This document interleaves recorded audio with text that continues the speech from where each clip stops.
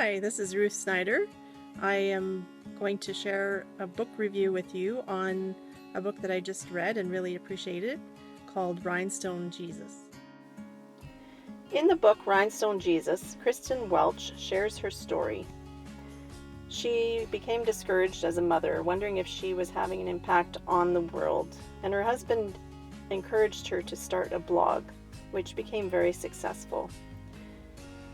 Through the blog, she was contacted by Compassion and asked if she'd be interested in going to Africa, to the country of Kenya. As a blogger, she was invited to share the impact that her trip had on her. And one of the places that they took the group that Kristen was in was to a place where it was a garbage heap, and she couldn't believe that people were actually living there. When Kristen returned to North America, she had a hard time reconciling the two worlds, the world she had seen in Kenya and the world she lived in North America. She hadn't been aware before she went to Kenya that there were people living the way that she had seen in the garbage heap in Kenya.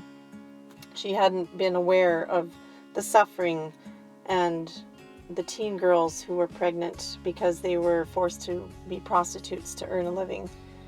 And it broke her heart, and she wasn't quite sure how to deal with all of it. And through a series of circumstances, God led her to set up a home for young, unwed teen girls. And through that home, she ministers to the girls by giving them a safe place to live, by giving them education, and by providing training so that they can earn a living and take care of their child when it's born. I really appreciated Kristen's book for several reasons. For one, I could relate to the story because I spent years in Africa as a child, and so I could understand what she was talking about. But not only that, Kristen is very honest in the book about her struggles. She's honest about the things that she had to work through before she was able to minister effectively to these girls. And she's also honest about how difficult it is to be in ministry. And I found it interesting that she said the hard part wasn't raising money. The hard part was the spiritual warfare that she experienced, and also the rejection from people who she had considered friends before.